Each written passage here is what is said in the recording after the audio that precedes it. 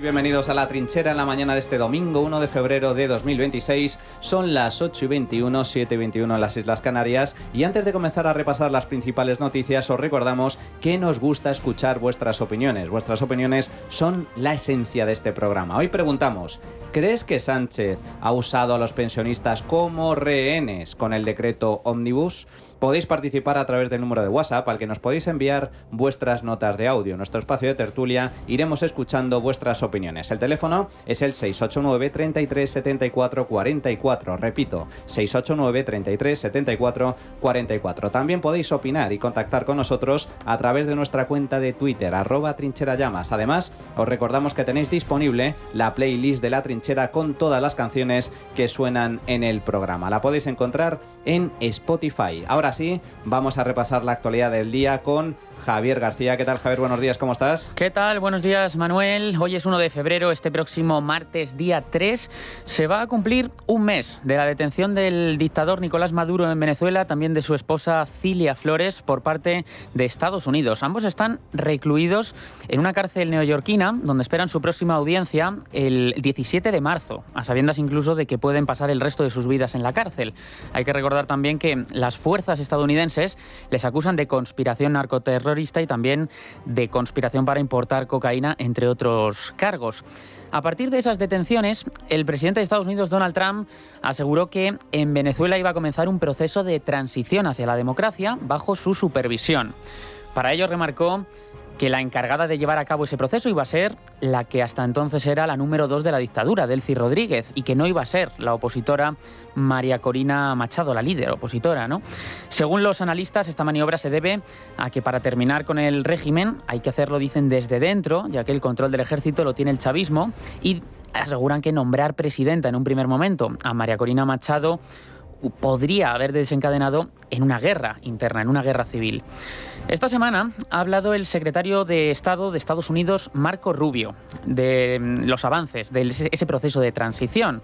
Aseguró que el objetivo del gobierno de Trump hacia Venezuela es lograr una nación que sea estable, próspera y democrática, en la que se celebren, dijo, elecciones libres y justas. Eso sí, Manuel, hay que recalcar que elecciones se celebraron y que las ganó Edmundo González Urrutia y María Corina Machado. Bueno, también aseguró que ese proceso de paso hacia la democracia no puede ser rápido, que va a llevar tiempo, y puso de ejemplo, aunque nada tenga que ver, a la transición española.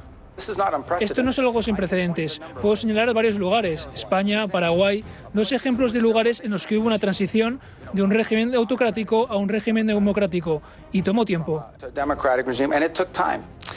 Esto es lo que dijo Marco Rubio. La realidad es que la Venezuela de Maduro no se parece en nada a la España del franquismo, y esta transición no se estaría haciendo en Venezuela si no es por la entrada de Donald Trump y la presión que está haciendo el líder estadounidense.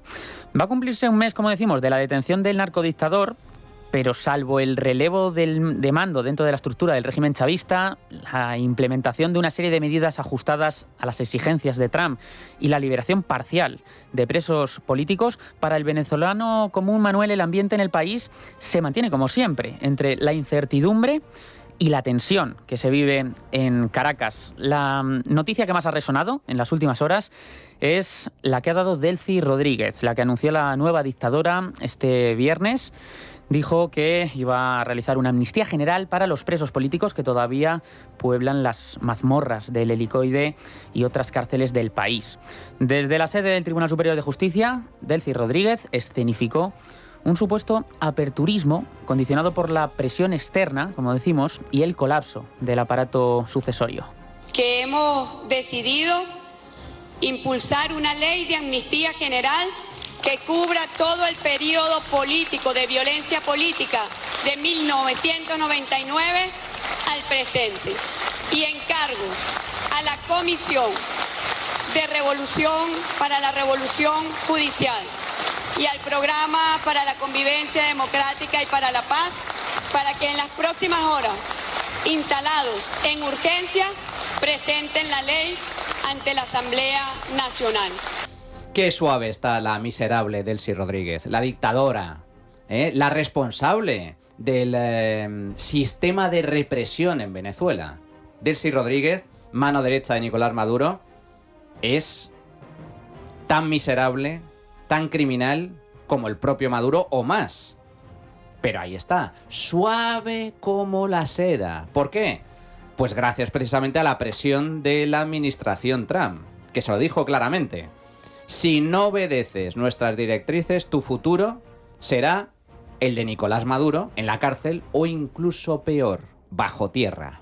Así es como se trata a esta gentuza. A los tiranos, a los dictadores, no les valen las buenas palabras, no les valen las buenas intenciones. Hay que utilizar mano dura. Y la operación desarrollada por Trump en Venezuela ya empieza a dar sus frutos de forma claramente visible. Al principio, Delcy liberó un puñado, tan solo un puñado de presos que se ha ido, ha ido aumentando el número en los últimos días. Pero lo cierto es que el gobierno de Donald Trump, con en este caso Marco Rubio al frente, que es el encargado realmente de comunicar las órdenes, las directrices a Delcy Rodríguez, pues ha exigido la liberación total de todos los presos políticos. Oye, mano de santo, dicho y hecho. Delcy el viernes anuncia una ley de amnistía y el cierre del Helicoide como centro de torturas.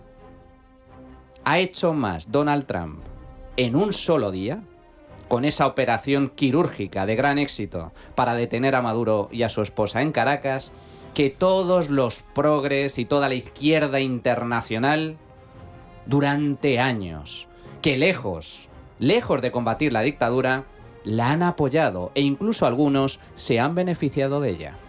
Sí, Manuel, como comentas, además, efectivamente pidió convertir la cárcel del Helicoide, la sede señalada como un centro de torturas, en un centro, dijo, social y deportivo, y en un centro comercial, también aseguran fuentes venezolanas. La misión de determinación de hechos de la ONU, en su informe de septiembre de 2022, hemos estado analizando los detalles que recoge este informe de lo que se hacía allí en el Helicoide y de esas torturas que practicaban y que siguen practicando las fuerzas del régimen, como por ejemplo la asfixia con bolsas de plástico, con cubos de agua, descargas eléctricas, golpes, largos periodos de encadenación, amenazas o incluso se realizaba allí desnudez forzada de los presos en habitaciones con temperaturas extremadamente bajas. Ya decimos, esto es del informe de la misión de determinación de hechos de la ONU de septiembre del 22. Y también ha hablado, después de esta noticia del pasado viernes por la noche de Delcy Rodríguez, se ha pronunciado la organización, la ONG Foro Penal. Aseguran que la amnistía no solo puede alcanzar condenas firmes, sino también procesos en curso, investigaciones abiertas e incluso causas sin sentencia definitiva. También desde Foro Penal insisten en que se tiene que producir de forma inmediata la liberación de los presos, porque explican que la amnistía no significa que vayan a salir de forma inmediata los presos, no va condicionado. Lo explica Alfredo Romero, es el presidente de Foro Penal, en una entrevista en Noticias Caracol.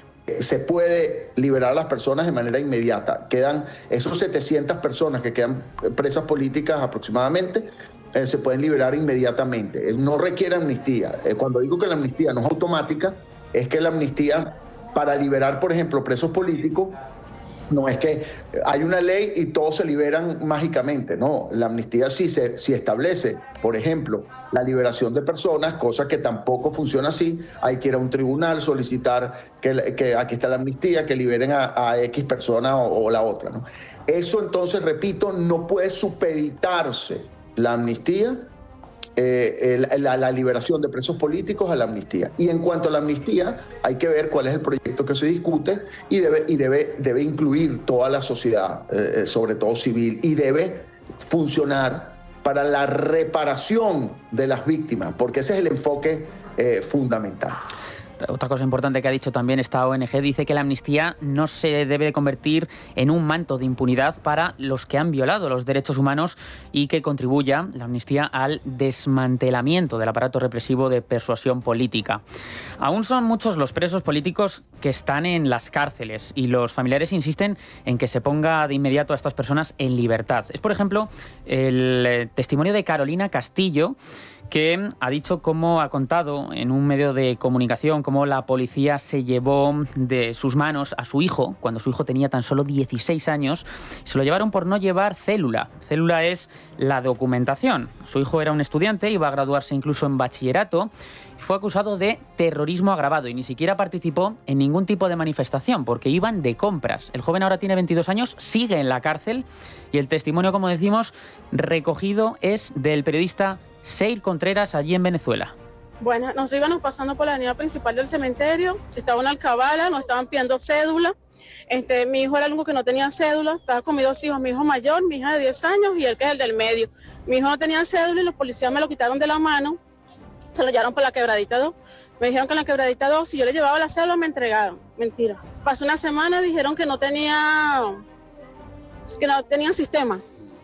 Mi hijo nunca tenía antecedentes penales, mi hijo estaba en el liceo. Tengo pruebas donde mi hijo estaba en el liceo, se iba a graduar de bachillerato. En medio de estos anuncios que hace la encargada de Venezuela, Delcy Rodríguez, de una ley de amnistía, ¿qué esperan ustedes? Yo creo que sea verdad todo esto que esté pasando, no solamente para mi hijo, sino para todos que estamos esperando eso. Gracias, y sé que va a pasar en el nombre de Dios, que va a pasar y pronto ya mi hijo está en la calle.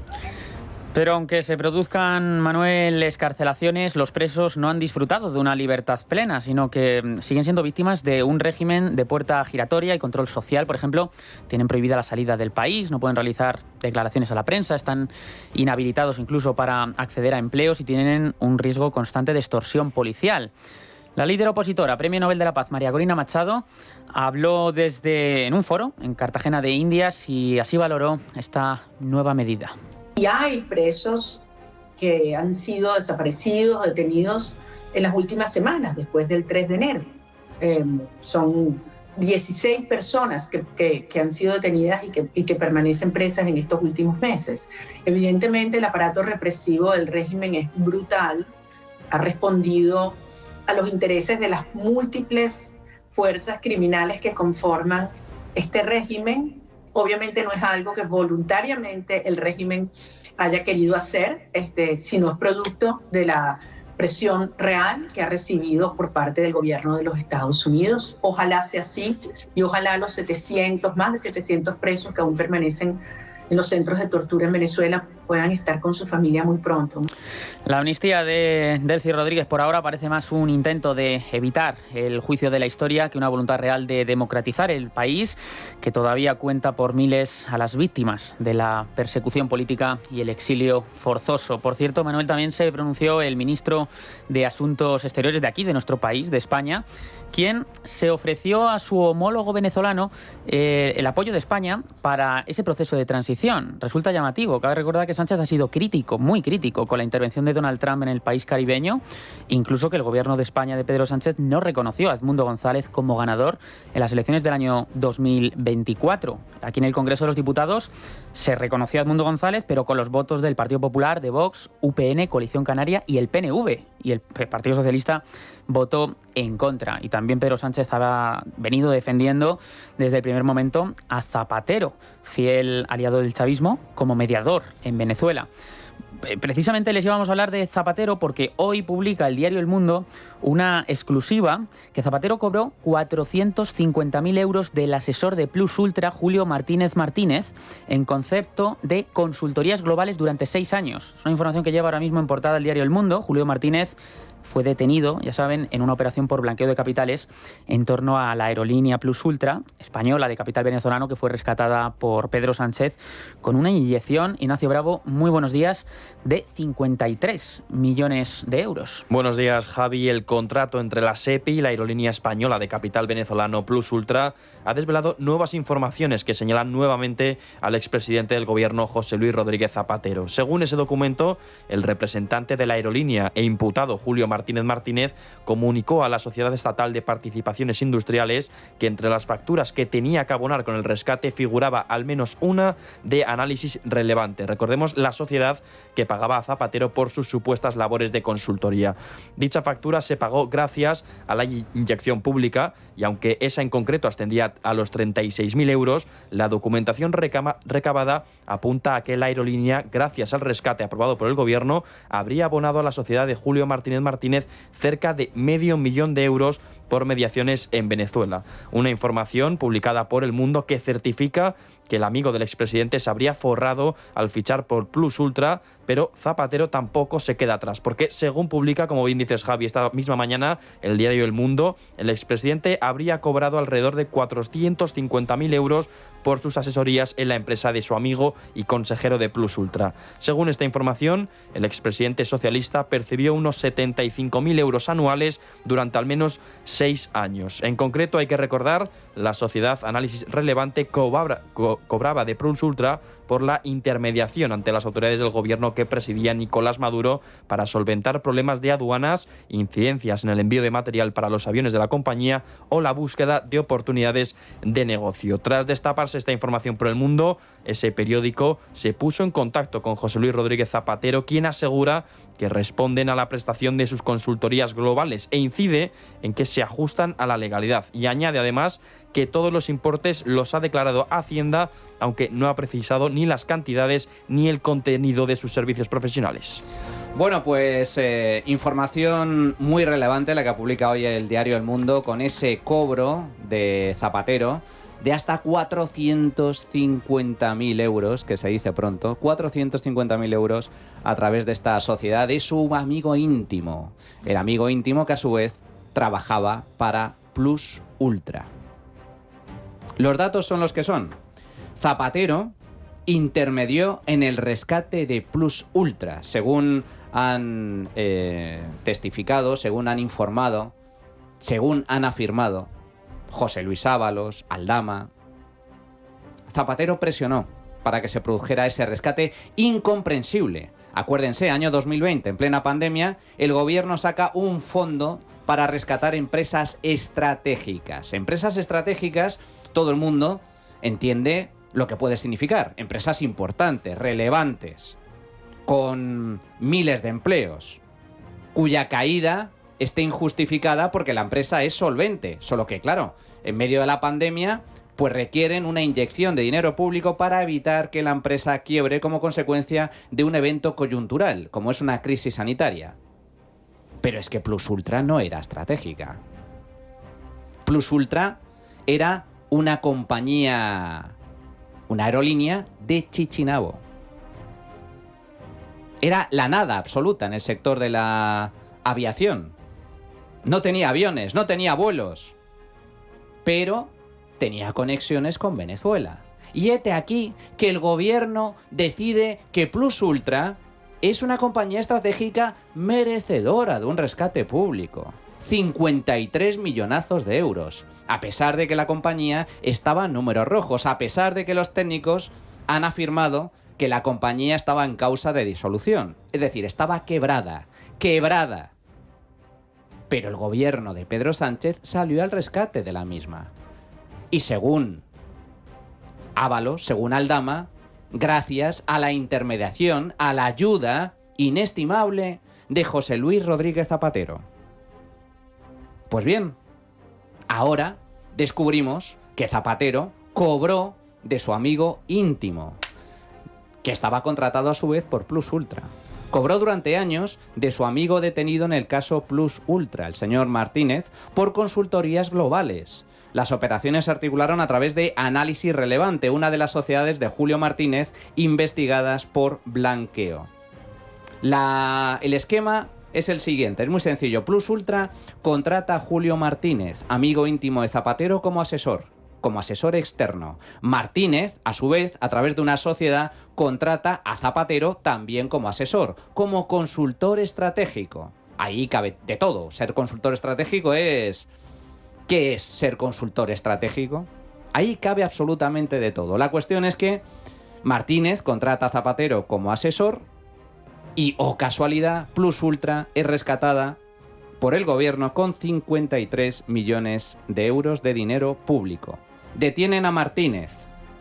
Lo detiene la UDEF. Le encuentran dinero en metálico en su casa. Encuentran también en casa del presidente de Plus Ultra dinero en metálico. ¿Y Zapatero cobró del rescate de Plus Ultra?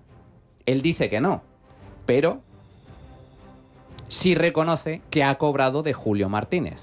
de la sociedad de Julio Martínez. Y ahora publica El Mundo la cantidad exacta, 450.000 euros. Saquen ustedes sus propias conclusiones. Simplemente señalar que tanto Aldama como Ábalos e incluso Koldo apuntan a comisiones millonarias de Zapatero vinculadas al régimen venezolano y hablan de la intermediación directa de Zapatero en el rescate de Plus Ultra. En fin, un escándalo de dimensiones colosales. Y Pedro Sánchez, mientras tanto, sigue con su estrategia de recomponer la mayoría parlamentaria que en el año 2018 le alzó a Moncloa a través de una moción de censura contra Mariano Rajoy. Lo hace con concesiones a Junts, Esquerra, Podemos, los proetarras de Bildu o el PNV, porque hasta el momento no solo no cuenta con esa mayoría parlamentaria, sino que además no ha aprobado los presupuestos generales del Estado. Por cierto, Sánchez acaba de llegar a un acuerdo infame con los proetarras de Bildu, que es el de sacar a la organización terrorista ETA de la lista de organizaciones terroristas de la Unión Europea. Pero hasta que de nuevo consiga Pedro Sánchez unir a ese bloque de investidura, todavía se siguen produciendo derrotas importantes en el Congreso de los Diputados. La última derrota parlamentaria se produjo este mismo martes. El Gobierno volvió a perder una votación, concretamente la del decreto ómnibus. Ese tipo de decretos al que Pedro Sánchez nos tiene más que acostumbrados, que consiste en meter muchos temas en una misma votación sin que unos temas tengan nada que ver con los otros. No era una votación cualquiera, sino la votación que incluía la subida de las pensiones. Partido Popular, Vox, Junts y UPN votaron en contra, precisamente por meter en ese decreto otras medidas, no por estar en contra de la subida de las pensiones. De hecho, dicen desde el Partido Popular y estos partidos que votarían a favor si la medida se votase por separado, pero Moncloa lo que quiere hacer es incluir otras que sabe que por separado no serían aprobadas. Además, al Ejecutivo le sirve también esto de estrategia para culpar al Partido Popular de que los jubilados no vean revalorizadas sus pensiones. Es lo que ha hecho, por ejemplo, María Jesús Montero, vicepresidenta primera y ministra de Hacienda. Hagamos lo que hagamos en los decretos ley, el Partido Popular busca siempre la excusa para votar que no a la revalorización de las pensiones. Da igual lo que acompañe la norma. Es que el Partido Popular no comparte la revalorización de las pensiones.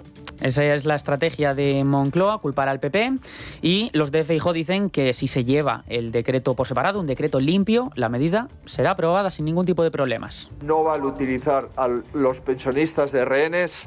Si el Partido Socialista quiere revalorizar las pensiones, lo votamos mañana. Si el Partido Socialista lo que pretende es arreglar sus problemas con sus socios, lo que pretende es aprobar un Real Decreto Ley para que pueda continuar en el gobierno, aunque no tenga presupuestos generales otro año más, que no cuente con el Partido Popular. ¿Y por qué votan estos partidos en contra? Precisamente por una norma que tiene que ver con las medidas antidesahucios, que creen que favorece la ocupación. Concretamente, la intención del Ejecutivo de Sánchez era prorrogar hasta 2026 la prohibición de desahucios de ocupas e inquilinos morosos considerados vulnerables. Esa dudosa calificación de vulnerabilidad ha supuesto el secuestro de las casas de decenas de miles de propietarios en España, causándoles graves daños económicos y psicológicos. Entonces, el no al decreto ómnibus del Gobierno supone la reactivación de nuevo de miles de desahucios paralizados desde el año 2020, aunque el Ejecutivo podría volver a intentar bloquearlos con alguna de las tretas. El año pasado, por cierto, logró convencer a Junts aplicando compensaciones para los propietarios. ¿Cuáles pueden ser los siguientes escenarios para que la norma de las pensiones salga adelante? La más fácil, que se presente por separado, y otra es negociar con Junts para que los del prófugo Carles Puigdemont cambien su voto y también así incluso forzar al PP a cambiar el voto para que no quede el Partido Popular retratados como los únicos que no revalorizan las pensiones. Veremos, Manuel, a ver qué es lo que sucede. Pero, como les comentábamos ayer, la realidad es que todo se trata de una negociación a tres bandas. Una negociación entre Partido Socialista, entre Podemos y entre Junts, donde Sánchez lo que quiere es recuperar esa mayoría parlamentaria que le permita seguir gobernando. Para conseguirlo, el Partido Socialista regaló a Podemos la regularización de inmigrantes, que es lo que comentamos ayer. A cambio, Podemos flexibiliza su postura respecto al traspaso de competencias a Cataluña en materia de inmigración, que es lo que quiere Junts. Y si Junts consigue esto, a lo mejor cambia el voto al decreto ómnibus. Por lo tanto, todo esto va a depender de los morados, de Podemos. Donde antes Podemos mostraba su rechazo a traspasar competencias migratorias a Junts, ahora, tras la regularización de inmigrantes, rebajan el tono.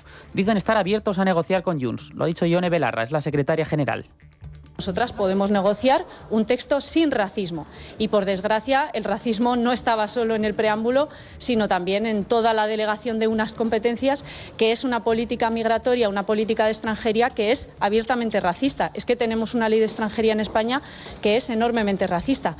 Todo eso hay que cambiarlo, pero desde luego Podemos disponible para negociar. También se ha pronunciado el presidente del Gobierno, Pedro Sánchez, lo ha hecho en estos últimos días. Lo han vuelto a hacer. Otra vez el Partido Popular toma como rehenes a los jubilados y jubiladas de nuestro país, votando en contra de sus intereses de más de 10 millones de pensionistas. Quizás pienses que a ti esto no te afecta directamente, pero piensa en tu abuelo, en tu abuela, quizá en tu madre, en tu padre, que podría perder más de 500 euros al año. Vaya trilero está hecho nuestro presidente del gobierno. Este vídeo en el que acusa al Partido Popular de jugar con los pensionistas, de negarles la posibilidad de la subida de las pensiones, lo grabó antes de que se produjera la votación. Todo forma parte de una jugada, de una estrategia, de una trampa para elefantes, una vez más orquestada por el Partido Socialista. Porque esto del decreto Ómnibus es eso, es una trampa. Es un decreto en el que se incluyen diferentes medidas, unas que aprobarían todos los partidos políticos, que también es debatible, el tema de subir las pensiones tal y como están subiendo, porque aquí tenemos un problema muy gordo con la financiación de las pensiones, pero todos los partidos estarían dispuestos a aceptar eso. La cuestión es que, precisamente por eso, el gobierno aprovecha ese decreto y mete otro tipo de medidas en las que hay muchos partidos, cada vez más, que no están de acuerdo. Como, por ejemplo, esa burrada, esa barbaridad de prohibir los desahucios, de paralizarlos en caso de impago de alquiler. Lo cual es demencial. En este país, si tú tienes una casa en propiedad, la pones en alquiler y el inquilino te deja de pagar, no puedes recuperar lo que es tuyo. Es más, le tienes que seguir sufragando las facturas, los suministros, el agua, la luz. Tienes que pagar tus impuestos y encima no recibes la renta. Es un drama. Y hay decenas de miles de propietarios en esa situación. Esto es lo que explica en gran medida la crisis inmobiliaria en España, la falta de vivienda en alquiler, entre otras cuestiones. Pues bien, hay muchos partidos que esto no lo aceptan. No están dispuestos a mantener esta injusticia, pero el gobierno la mezcla en este decreto, mezcla esta medida de prohibir los desahucios con la subida de las pensiones. ¿Para qué? Para forzarles a votar a favor de todo el paquete. Es una trampa para elefantes. En lugar de trocear el decreto en diferentes medidas para que se vayan aprobando una a una, porque el Partido Popular ya ha anunciado que estaría dispuesto a subir las pensiones. Es el gobierno de Sánchez el que toma como rehenes a los pensionistas, no al revés. Y lo que más o menos, Manuel, podemos decir que le ha salido mejor a Sánchez es la entrega del acta de diputado por Valencia de José Luis Ábalos y su jubilación, porque el Partido Socialista va a recuperar un diputado y esto significa que ya no va a necesitar contar con los votos a favor de Junts en las medidas que presente el gobierno, simplemente le bastaría con la abstención. Ábalos, como decimos, Leticia Barquín, muy buenos días, se ha jubilado. Buenos días. Con la renuncia del exministro anunciada en redes sociales desde Soto del Real, los socialistas recuperan un escaño fundamental para mantener la aritmética parlamentaria y reducir la capacidad de presión de Junts, que ve mermado su poder para condicionar las votaciones, ya que sus 7 escaños dejan de ser decisivos. Desde que Ábalos se incorporó al grupo mixto en febrero de 2024, seguía votando junto al PSOE. Sin embargo, con su entrada en prisión primero y su suspensión después, el Ejecutivo perdió ese voto clave, quedando obligado a depender del respaldo de los diputados de Carles Puigdemont, que aprovechaban su posición para condicionar cada votación. Y es que hasta ahora la abstención o voto en contra de Junts podía bloquear cualquier iniciativa, pero ahora, aunque se abstengan, las propuestas del Ejecutivo podrán aprobarse siempre que Sánchez cuente con todos sus aliados. La sustituta de Ábalos será Ana María González, alcaldesa del municipio valenciano de Llaurí, que en abril de 2021 fue detenida tras triplicar la tasa máxima permitida en un control de alcoholemia. alcoholemia. 24 horas después de su renuncia, Ábalos volvió a utilizar las redes sociales para anunciar su jubilación. Al estar, lamenta, privado de todo ingreso y protección social.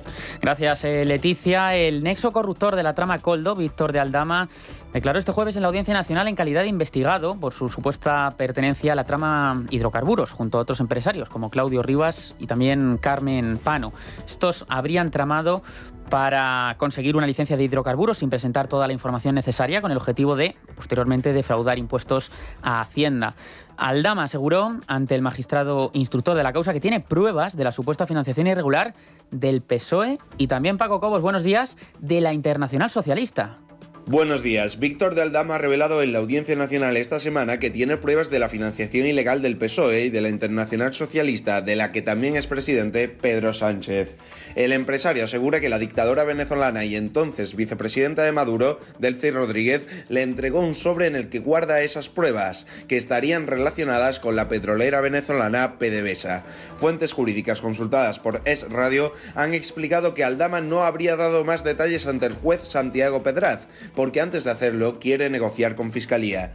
El empresario también ha apuntado una supuesta implicación del ministro Ángel Víctor Torres en la trama hidrocarburos. Hemos dicho la vinculación de hidrocarburos con el señor Koldo García, José Luis Ábalos y Ángel Víctor Torres, que tenían intereses en abrir depósitos fiscales en Canarias, tanto el señor Manuel Sayés con Koldo García y Ángel Víctor Torres, y luego el dinero en efectivo que me entregaba Carmen Pano para entregárselo al señor Koldo García y José Luis Ábalos. Unos intereses, dice, que él no compartía, ya que se retrata como un simple intermediario para cobrar una deuda. Inocencia, yo soy simplemente, en el caso de hidrocarburos, un comisionista y un conseguidor de cobrar unas comisiones, nada más. Según la versión del empresario, él solo estaría vinculado a Has Got Time, que no llegó a obtener la licencia de hidrocarburos, por lo que no le deberían asociar al supuesto fraude del IVA cometido por la empresa Villafuel. Bueno, y llegados a este punto, como todos los domingos, contamos con la firma personalísima y siempre acertada de Carlos Cuesta. ¿Qué tal, Carlos? Buenos días, ¿cómo estás? Muy buenas, ¿qué tal? Bueno, hoy nos vas a hablar de que este país se nos cae a trozos, literalmente, porque no solo descarrilan los trenes, sino que además tenemos un problema de inversión pública brutal, porque también tenemos graves desperfectos en todo tipo de infraestructuras. No solo la red viaria, también las carreteras, las presas, el sistema eléctrico, en fin, un desastre total. Sí, nos vamos a ir a los datos porque yo creo que los datos de inversión pública cada vez son menores. Lo que demuestran es que en España no tenemos inversión pública, tenemos gasto público, que son dos cosas muy distintas. Gasto es que efectivamente de lo público te lo gastas lo que a ti te da la gana, básicamente en mantener el sillón de Pedro Sánchez. Inversión pública es otra cosa, es un tipo de gasto que va a tener repercusión en el PIB, en el nivel de vida, en infraestructuras, que genera empleo, es decir, empleo más allá del sillón de Pedro Sánchez, que es que por lo visto Pedro Sánchez se ha debido creer que el único empleo que tiene que prevalecer en España es el suyo en la Moncloa. Pero vamos con el ferrocarril, porque el otro día teníamos que escuchar, por no decir soportar, las explicaciones, si es que se le pueden llamar así, de Óscar Puente, diciendo que él lo había hecho todo de maravilla, que todo era perfecto. Claro, la gran pregunta era, ¿y entonces por qué han fallecido 46 personas en Adamuz y otra persona más en el cercanías de Cataluña, ¿no? Si todo ha sido perfecto, ¿qué significa? ¿Que el tren es la ruleta rusa, de por sí, de forma innata? Bueno, vamos con los datos del ferrocarril totalmente constatados, totalmente cerrados y totalmente firmes. Bien, rebaja real de la inversión en 10 años. ¿Qué ha ocurrido con ella? Caída real de un 42,5%. Este dato sale de promediar no solamente la inversión en cuanto a dinero, sino que se introduce también la cifra de lo que se han aumentado el tamaño de las vías en 834 kilómetros, tenemos 834 kilómetros más de vía, y en el incremento de tráfico. Y el resultado final no es la mentira que lanza el gobierno, sino que es una reducción del 42,5% de la inversión por tramo de vía. Los balastos, ¿cómo están? Esa cama de piedra que tiene que amortiguar las vibraciones del tren y las vibraciones de la vía. Bueno, los balastos viejos se están reutilizando en España con permiso de Adif, una cosa que está más que criticada por parte de los técnicos. Raíles, ¿qué estamos haciendo con ellos? Los raíles, estamos mezclando raíles incluso de años como el año 1989, los estamos mezclando con raíles nuevos, mientras estamos mintiendo, por ejemplo, a la Comisión Independiente de Accidentes Ferroviarios, diciéndole que las renovaciones son integrales, cuando es mentira, se está reutilizando material viejo. ¿Se puede hacer? Sí, con cautelas, pero si mientes, creo que estaremos todos de acuerdo en que las cautelas no existen. Traviesas, ¿qué pasa con las traviesas de las vías? Bueno, hay traviesas sin renovar por todas partes en la red viaria y ferroviaria española. Solo en la línea Madrid-Sevilla hay 400.000 traviesas viejas, repito, 400.000, y solo en esa misma línea 123.000 de esas traviesas están en estado defectuoso y están fabricadas antes o en 1989. Soldaduras, ¿qué pasa con ellas? Las soldaduras no recomendadas por la propia ADIF se están utilizando, es decir, la propia ADIF ha quitado en los actuales pliegos de contratación de licitación, ha quitado o ha pedido que no se utilice determinado tipo de soldadura. Hay dos modalidades. Bueno, la soldadura de Adamuz es justo la que nos está recomendando, pese a lo cual, lo cierto es que luego en el desarrollo de las obras acaba concediendo permiso a la propia ADIF para que se utilicen. ¿Qué pasa con las alertas de los maquinistas sobre vibraciones, etcétera? Bueno, esas se suceden de forma continua, pero nunca jamás han sido escuchadas. En el último año ha habido, al menos oficializadas y totalmente constatadas, 4 advertencias expresas por parte del sindicato de maquinistas de vibraciones excesivas que se tendrían que haber cortado, que se tendría que haber revisado la vía. ¿Qué es lo que ocurrió? Nada. Bien, peticiones de los ferroviarios de auditorías sobre las vías. En el último año ha habido por lo menos 2, se basaban efectivamente en desperfectos de las vías, todas ellas fueron desoídas, repito, a lo largo de 2025. ¿Qué ha pasado con las peticiones de explicaciones en el Congreso sobre la situación de la vía? Bueno, desde el año 2023 ha habido 15 y todas ellas han sido contestadas con un no vamos a hacer nada. Esto es literal. En el Congreso de los Diputados se pueden cotejar, nosotros lo hemos publicado en Libertad Digital, pero se pueden cotejar en las páginas del Congreso de los Diputados los registros de las iniciativas. Bien, pliegos de ADIF, ¿qué está ocurriendo? Bueno, los pliegos de ADIF están incluyendo en ocasiones, que esto sí que es surrealista, de forma errónea el tipo de soldadura que se tiene que utilizar. Según algunas de las constructoras, de las que han ganado esas licitaciones, ellas posteriormente hacen lo que deben hacer. Pero lo cierto es que ADIF reclama que se haga de la forma errónea. De esto ya hemos tenido 2 ejemplos en la línea Madrid-Sevilla. Las revisiones, cuando se anuncian teóricamente integrales, resulta que, y esto ya lo hemos visto, y además con una explicación esotérica por parte de Orcas Puente, que no lo son. Se anuncian como revisiones integrales y lo cierto es que se está reutilizando el material viejo. Esto se está haciendo incluso a espaldas, repito, antes ya lo he explicado, de la Comisión Independiente de Accidentes Ferroviarios, a la cual se le está pasando información de que las renovaciones son integrales y es falso, no son integrales. Bien, y la cifra de accidentes, ¿qué es lo que está marcando? Con respecto a la anterior etapa de gobierno del Partido Popular, se han más que duplicado las cifras de accidentes ferroviarios. Esto debería haber disparado todas las alertas, pero por lo visto para este gobierno no significa absolutamente nada, igual que las vibraciones. Vámonos a las carreteras. El 52% está necesitado de reparaciones según el último informe de la Asociación Española de la Carretera, que tiene dentro al colectivo de ingenieros. Repito, el 52%, más de la mitad, está necesitado de reparaciones. El 32% del total no es que esté necesitado de reparaciones, es que tiene desperfectos urgentes. En total, la cifra que se está reclamando, que se indica como déficit de mantenimiento de las carreteras, se eleva a 13.400 millones de euros, que sería urgente depositarlos para evitar accidentes. Esto lo dice literalmente el informe de la Asociación Española de la Carretera. En 2022, para que nos hagamos una idea, había 13.000 kilómetros con deterioros muy graves. Ahora, repito, 13.000 en 2022. Ahora se ha elevado esa cifra a 34.000 kilómetros, prácticamente el triple. Y vámonos a las presas. Bien, frases de un informe de la Asociación de Ingenieros de Caminos, Canales y Puertos y de la Ingeniería Civil, lo que se conoce como Asociación Caminos, integrada en el Instituto de Ingeniería de España. El informe es de octubre de 2025, básicamente de antes de ayer. Bueno, frases literales. España afronta un grave déficit de seguridad hidráulica. Los datos. De las 375 presas de titularidad estatal gestionadas por las confederaciones hidrográficas, 112 presentan deficiencias graves. El 75% requiere estudios complementarios de seguridad y el 65% necesita renovar los sistemas de auscultación y vigilancia. Cuidado con los porcentajes. El 75% necesita estudios complementarios de seguridad. El 65% no tiene activos los sistemas de vigilancia. Bien, el 50%, prácticamente la mitad de esas 375, resulta que tiene defectos o determinados deterioros que hacen imprescindible rehabilitar los desagües de fondo. Si el desagüe de fondo no desagua, nos podemos ver en un problema de contención.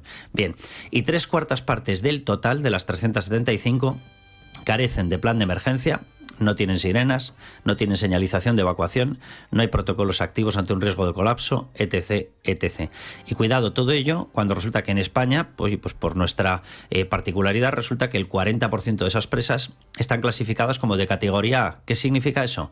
Pues que en caso de una ruptura puede provocar daños graves en poblaciones cercanas. Y cuando la inversión pública en seguridad hidráulica, agarrémonos todos, ha caído un 57%. Y la ejecución de los proyectos previstos en los planes hidrológicos y de gestión del riesgo de inundaciones se ha reducido en un 29%.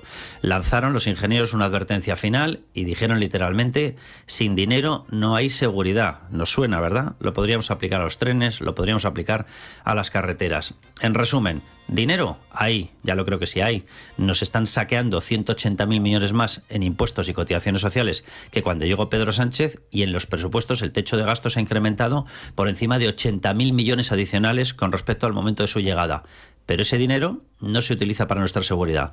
Ese dinero se utiliza para pagar el sillón de Pedro Sánchez. Tal cual. España literalmente se nos cae a pedazos, se nos cae a trozos. Falta inversión pública, falta mantenimiento, tal y como demuestra este trágico accidente de Adamuz. Y los responsables son, como no hay otros, el gobierno de Pedro Sánchez y en este caso el Ministerio de Transportes en lo relativo al ferrocarril. ¿A dónde va todo ese dinero? Pues va a gasto corriente, a empleo público, a subvenciones de todo tipo y a prestaciones, muchísimas prestaciones. Pero a inversión no va. Como siempre, Carlos, muchísimas gracias. Fuerte abrazo. Te escuchamos todas las noches de lunes a viernes en Es Radio, en la Noche de Cuesta, y ahora también por las tardes en un nuevo programa que estrenas en Telemadrid. Hablamos de Madrid, así que mucha suerte en ese nuevo proyecto, Carlos. Ana, seguiremos con esta labor de divulgación, que anda que no hace falta. Fuerte abrazo. Un abrazo enorme. Bueno, llegados a este punto, señores, vamos a hacer una pequeña pausa y regresamos al tiempo de tertulia. La Trinchera de Llamas. Es Radio.